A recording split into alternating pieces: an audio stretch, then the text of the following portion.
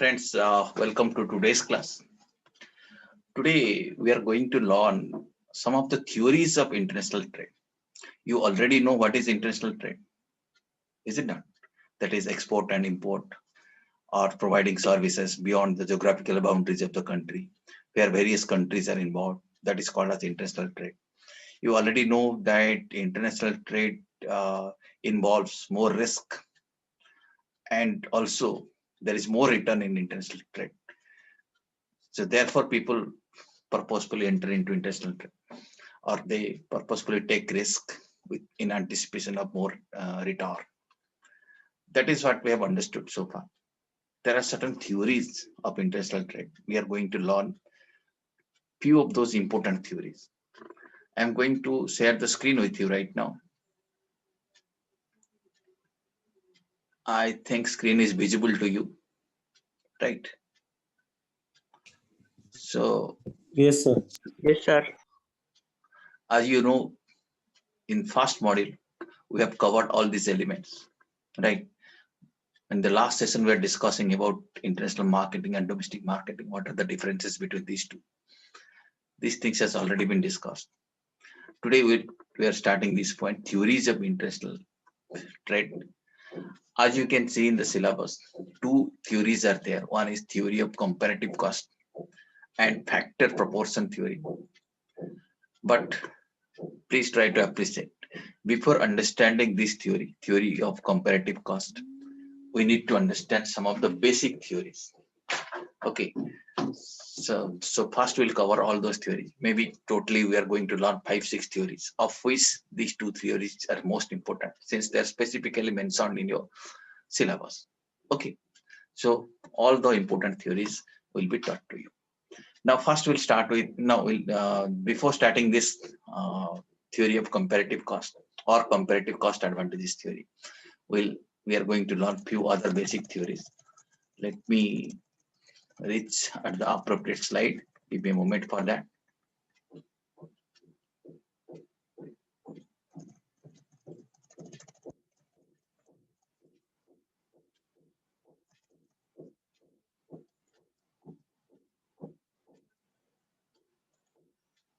Yeah, you see, as you can see, some of the theories I have listed here.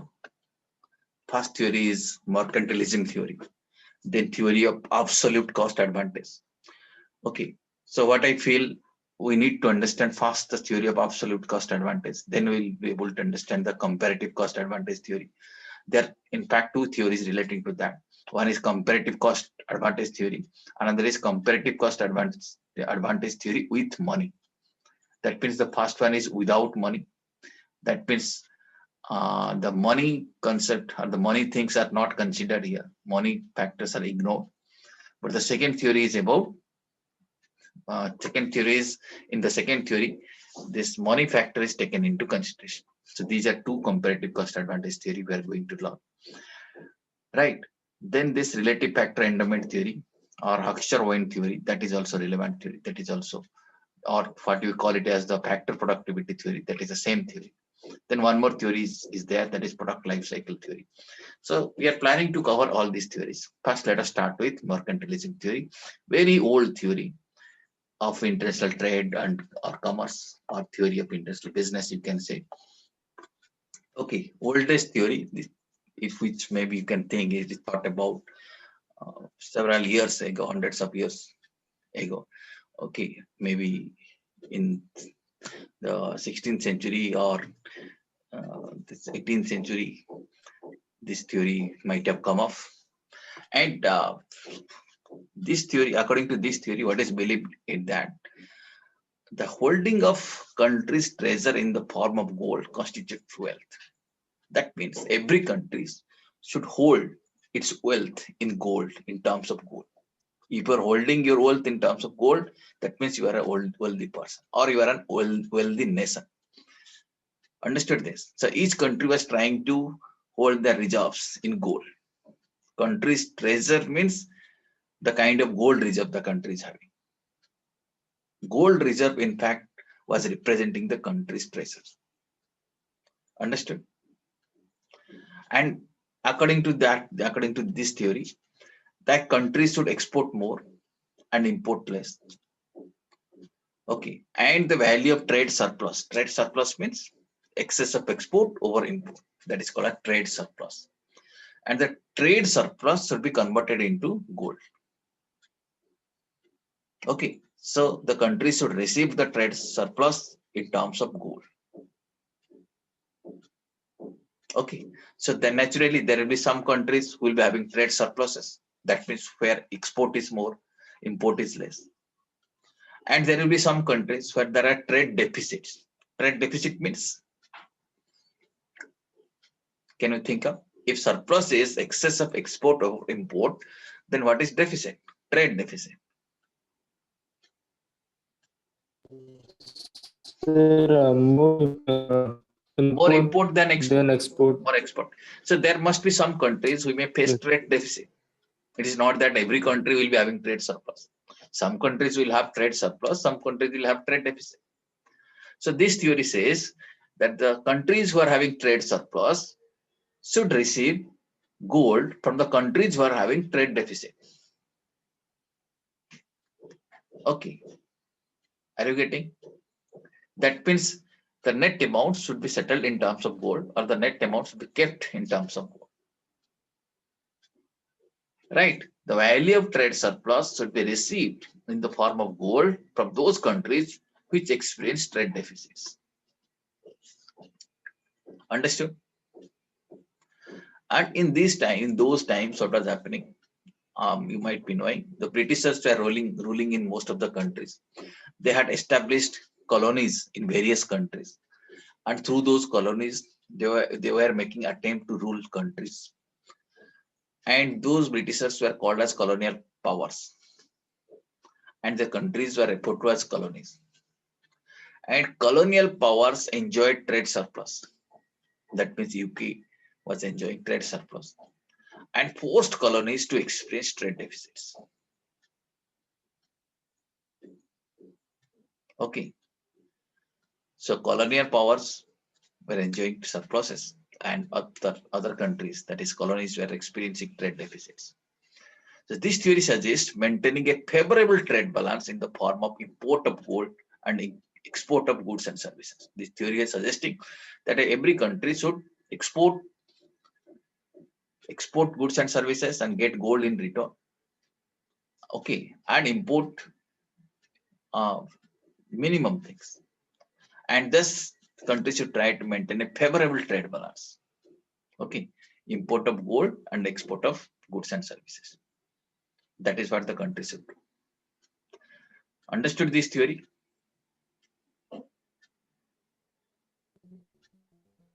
Yes or no? Yes, sir. And Yes, sir. subsequent to what happened, this the validity of this theory got reduced. That means the theory, you can say the theory failed. Why it failed? Because this theory was operating in that point of time when country was following something called as the gold standard. What is gold standard? You may not be knowing. I'll be explaining you what is gold standard. To understand the concept of gold standard, we need to understand the how currencies are developed in the field of international finance. As you must be knowing, some of you might be knowing, earlier, this is the kind of thing what we are seeing in the picture, right? Kauri or conch, these items are used as currency. This is called as a commodity money. So countries are using this kind of commodity. Some countries are using stone, some countries are using kauri, some like conch, etc. These things are used as money. Okay. Subsequently, you see different forms of money is developed, or different types of currencies are developed. You see some other example. Around 640 BC, this type of currencies were used.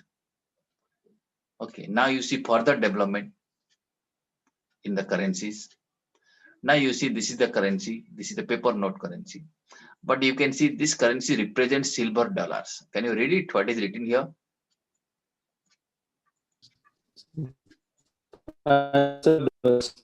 $5 silver dollars. That means this paper note can be exchanged for $5 silver dollars. Okay.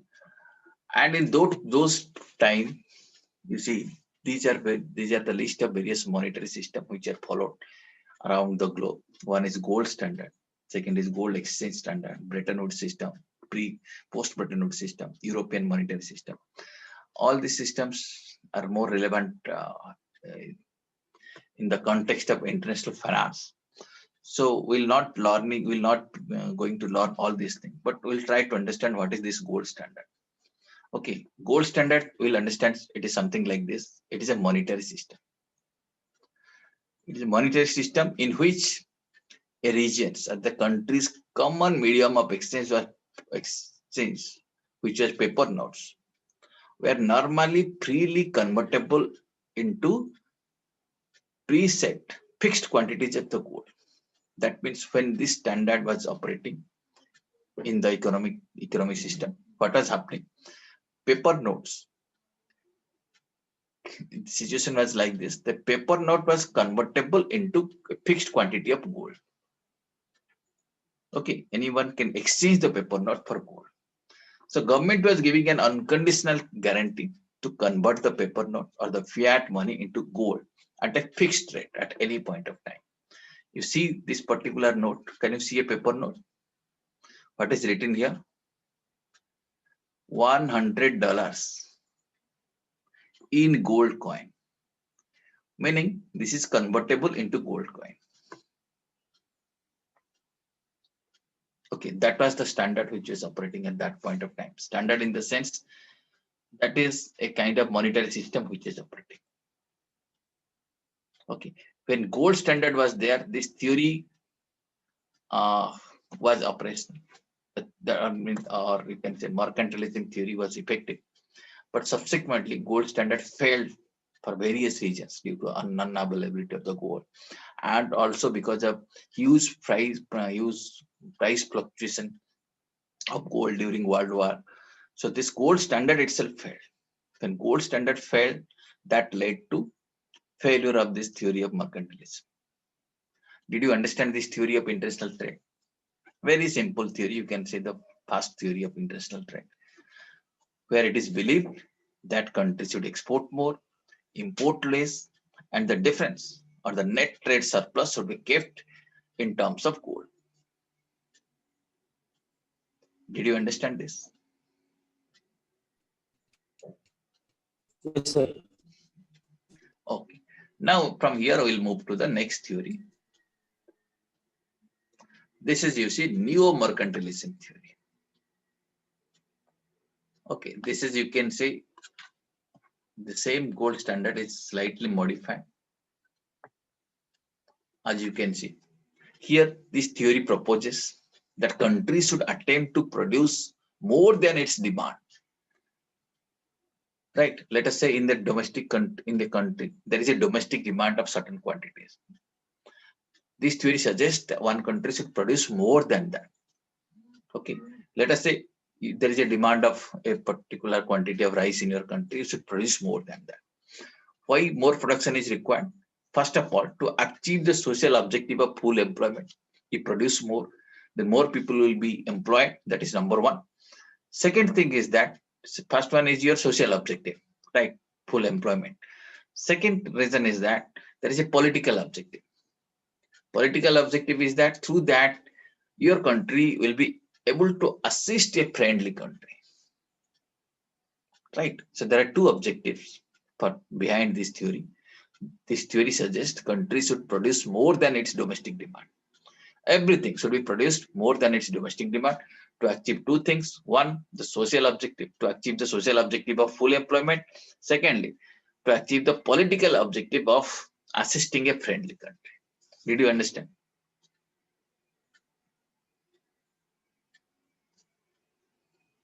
Did you understand this theory? No. Okay. And this theory argues that wealth of the nation should be based on the available goods and services. If more goods and services are available in the country, that country will be considered as a wealthy country. Okay, rather than availability of gold. So this theory believes that the country should focus on producing more goods and services rather than keeping maximum gold reserve. This theory is referred to as neo-mercantilism theory. Okay, so one theory was mercantilism theory, second theory is neo-mercantilism theory. Okay, is it clear to you? Now, Yes, sir. yeah. Now you see, subsequently, one more theory was developed by Adam Smith. You must have heard his name, Adam Smith. He is referred to as the father of economics. He has developed a theory of absolute cost advantage. The next theory is our absolute cost advantage theory. Okay, which says that the different countries can get advantages of international trade by producing certain goods more efficiently than others. That means some countries have something which is called the absolute cost advantages. They are in an advantageous position. Okay, advantageous position in relation to some other countries. Those countries who are in the advantageous position, they should produce more goods and services. That is called as absolute cost advantage theory. The theory purely believes that certain countries have certain advantages over other countries. Therefore, they should produce more goods and services. Understood? So that is our third theory, theory of absolute cost advantages by Adam Smith. Right? And he has said that the mercantilism theory weakens the country. Maybe some countries like colonial powers, their reserve, their surplus may go off for other country, suffer if that theory is applied. Okay, so Adam Smith says there should be free trade. Free trade among the countries should be encouraged because free trade will increase the country's wealth. Free trade enables a country to provide a variety of goods and services to its people by specializing in some product or some goods, some services, and importing others. Meaning, what Adam Smith is saying, that countries should specialize in production of some goods and services and import others. Very simple thing. Okay. Suppose, let us say India is good at production of textile. India should specialize in production of textile and import all other goods. If China is specialized on production of toys, then China should produce toys and import all other goods. Okay, because India might be having some special advantage or absolute cost advantage with regards to textile. China might be having some absolute cost advantage with reference to toys. Okay, so India should produce, let us say, textile for the entire globe and export it. China should produce toys for the entire globe and should export it. So if this thing happens, every country tries to specialize in some goods or services and import others, then what will happen? It will promote free trade. Naturally, trading activities will increase in international market. Yes or no? Are you agreeing to this?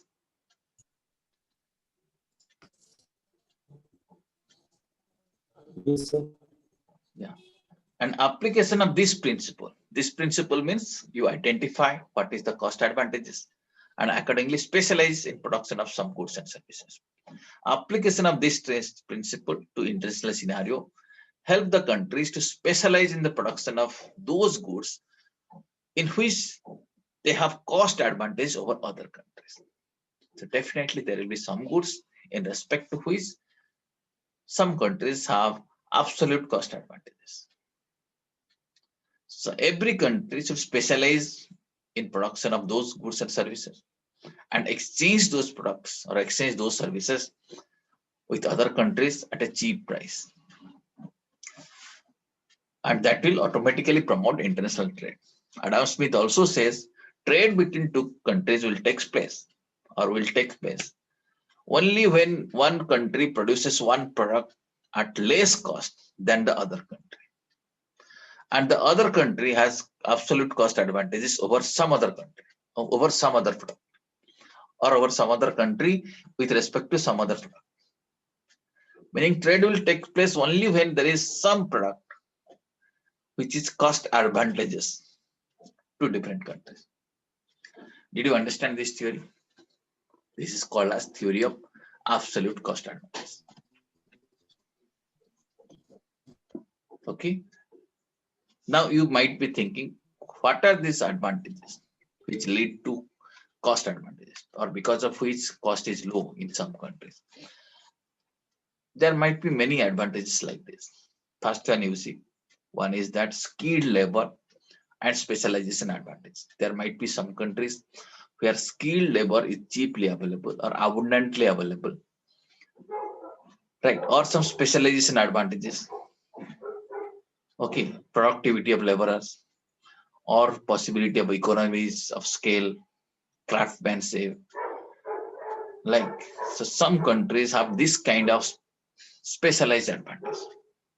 So those countries should specialize production of goods and services. Is it not? You might be knowing there are many countries which are specialized in production of some goods. All of you know Switzerland is specialized in production of watches. So like this, that is one kind of advantages. Some countries may have natural advantage. For example, India in production of mango, cotton, coconut. So climate in India is so favorable that very easily these products can be produced. These fruits or these kind of crops can be easily produced. So India has got natural advantage for that.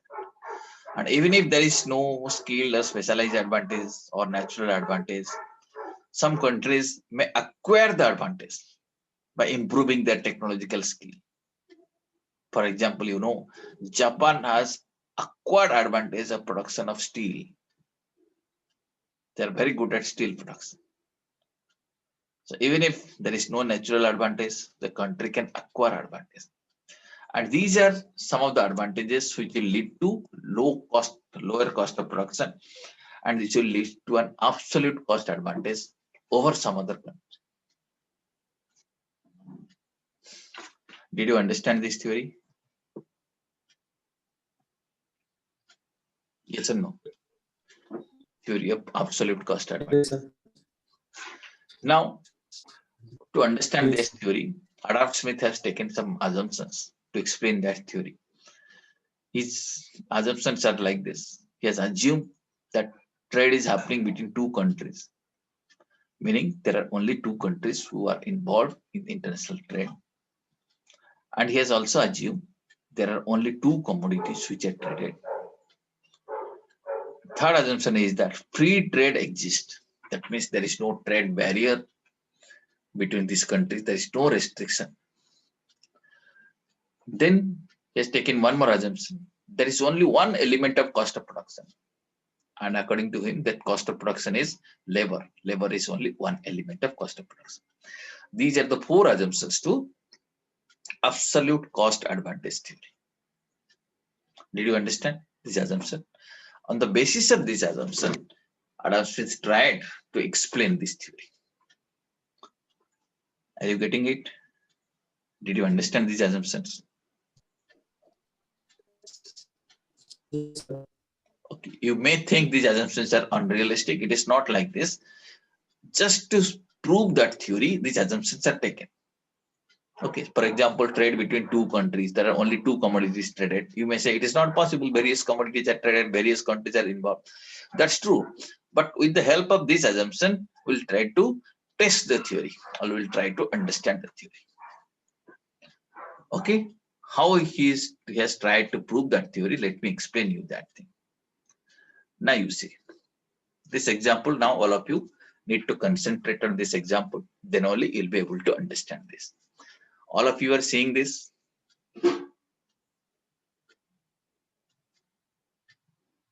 Yes or no? Now you Yes, see sir. this table shows there are two products. What are the products? Can you tell me? Can any one of you tell me? Two products are there. Pen and CDs. Pens and CDs. And what So are the pens and CDs. pens and CDs? And there are two countries involved. Can you name those two countries? Japan and India. Japan and India. So Japan and India. Japan and India. There is only one factor of production, that is labor. Let us try to understand this theory. Let us say, you see what is written here, output per day of labor. That means one labor in one day, how much he can produce. Okay. And this table explains a Japanese labor in a day can produce 20 pens and can produce 6 CDs. So Japanese labor is producing 20 pens and 6 CDs. And Indian labor can produce in a day 60 pens but 2 CDs. So as you can easily understand, Japanese laborers are good at production of CDs and Indian laborers are good at production of pens.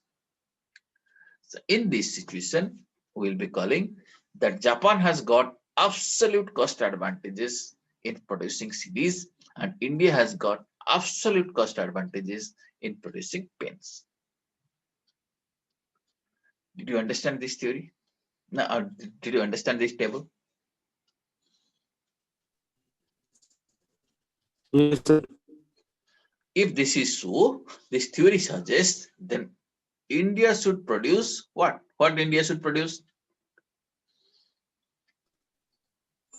India should produce more CDs India should produce or pens. export more pens. India should produce pens, export pens. Japan should produce CDs and export CDs. Yes, sir. And India should not produce CDs. India should import CDs. And Japan should not produce pens. Japan should import pens. Then only international trade can happen. Okay. Otherwise, if India produces everything or Japan produces both the things, then international trade will not happen. Okay. So it is wise if we consider there is only one factor of production, which is labor, then it is better for both the countries that India to produce pens and Japan to produce CDs. Again, this is a win-win situation for both the countries. Okay.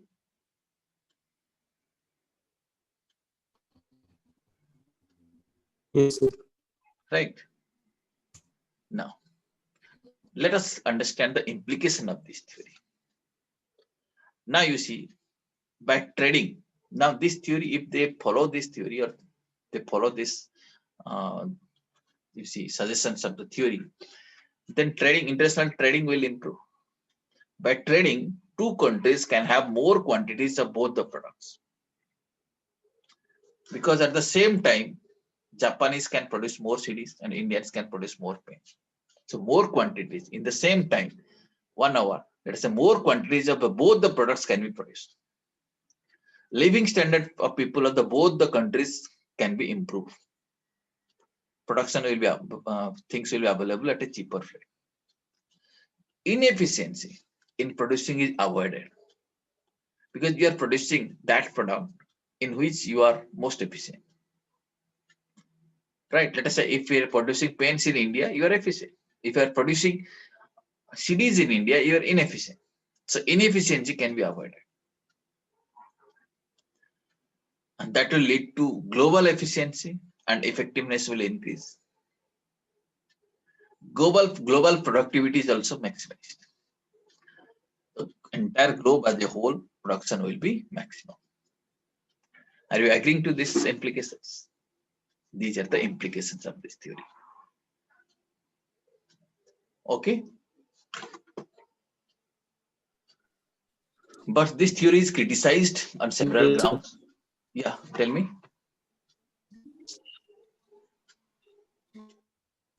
You have any query, any doubt? No, sir. Okay. Now, this theory is criticized on several grounds. You see, here is a list of criticism. First criticism is that as per this theory, each country should produce at least one product at lower cost, at lowest cost. But you know, there might be many countries which do not have absolute cost advantages with respect to any product or any services. That possibility is also there, or that thing has not been addressed in this theory. Okay, there might be a country, so nothing is cheaper in that country, or that country is not at all cost advantages with respect to any goods, any product. So one can suggest they should have some kind of acquired advantage. Okay, but theory doesn't give any direct suggestion that how to deal with that kind of situation. Second criticism is that the country sizes are different. There are some small countries, there are some big countries. Is it not? Accordingly, their demands of the products are different. Okay, maybe India can produce pens for the entire Japan, but it may be difficult for producing CDs for Japan. For producing it may be difficult for Japan to produce CDs for India, because India is a big country, demand will be more. And if you insist no, Japan should produce CDs for the entire globe, then there will be further difficulties because that's a small country. Is it not? So country size has this problem of country size has not been addressed in that theory. Third criticism is that Adam Smith has tried to explain that theory with the help of only one factor of production, that is labor. But labor is not the only factor of production. There are many other factors of production. Okay, those things has not been considered. Then one more thing. So this theory suggests that India should produce pens and Japan should produce CDs, but the transportation cost is ignored. Now pens has to go from India to Japan, and CDs has to come from Japan to India. That will involve a transportation cost. That has been ignored.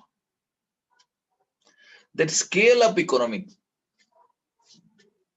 of scale, that has also been ignored. If production volume increases, then labor efficiency may improve,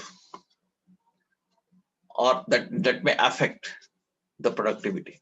That factor has not been considered. Okay. Then one more thing. There might be some countries who may have absolute cost advantage with respect to many products. That aspect also has not been dealt in this theory.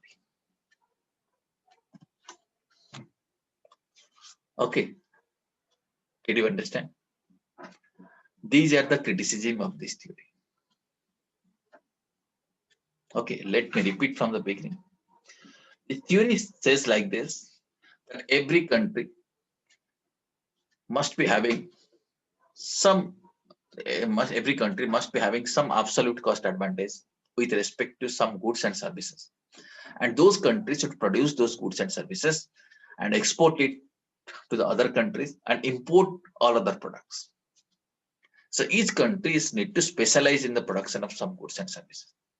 Each country needs to find out with respect to which goods or which services he is most he has got a absolute cost advantage. Absolute cost advantages may come from various sources like availability of skill labor, or kinds of specialization available in a particular country. There might be natural advantages which may lead to absolute cost advantages. There might be acquired advantages also. The country might have acquired some specialized skill because of which it may be in an advantageous position. Once that is identified, then once that is identified means that absolute that the items for which the country is in advantageous position, that needs to be identified. Once that is identified, country should produce those goods and services.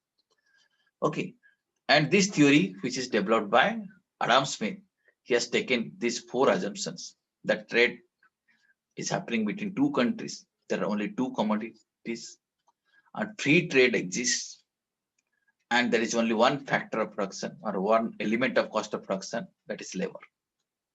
And he has tried to explain the theory with the help of this example.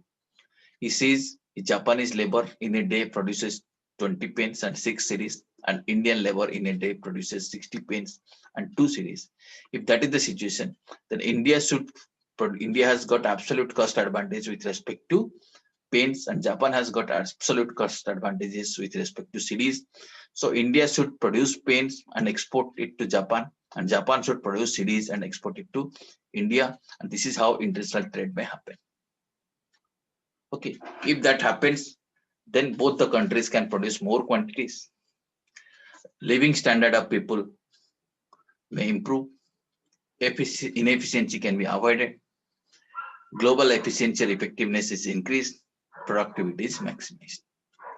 But this theory is criticized on certain grounds. There might be many countries which do not have absolute cost advantage with respect to any goods and products. Country sizes are also different. And not only labor, there are various sources, various resources which are used in production of goods and services. Transportation cost has been ignored in this theory. Scale of economics, that factor has also been ignored. And there might be some countries who may have absolute cost advantages with respect to many products. So this is how this theory is criticized. Okay, friends. So friends, this was the theory. We'll stop here for the timing. We'll again catch up in your next class. Thank you.